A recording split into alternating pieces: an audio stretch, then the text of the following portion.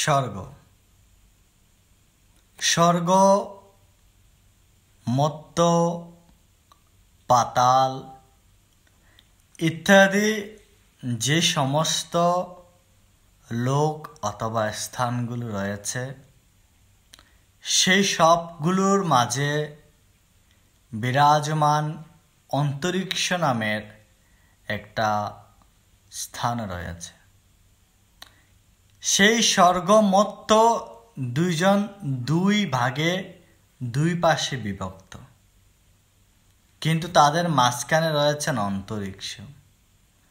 সেই অন্তরিক্ষ স্বর্গ মর্ত্য যা কিছু আছে সব কিছু এবং সেই সব কিছুর 10 দিকে যা কিছু আছে সব কিছুকে পরিব্যাপ্ত হয়ে আছেন ঈশ্বর।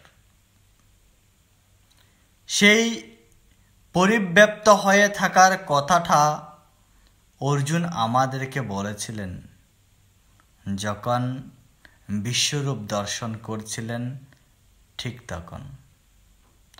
কোথায় এবং কখন বলেছেন তা অবশ্যই আপনাদের জানা, তারপরেও আপনাদের অবগতির জন্য আমি বলে দিচ্ছি। গীতার 11 অধ্যায়ের 20 নম্বর শ্লোকে বলেছেন। শ্লোকটি শোনার আগে ভিডিওটি লাইক করবেন, কমেন্ট করবেন এবং সনাতন সমাজে ছড়িয়ে দেবেন। শ্লোকটি হচ্ছে ওম দেবাপিতিভ্যো হৃদমন্তরং হি ব্যাপ্তং ত্বয়েকেন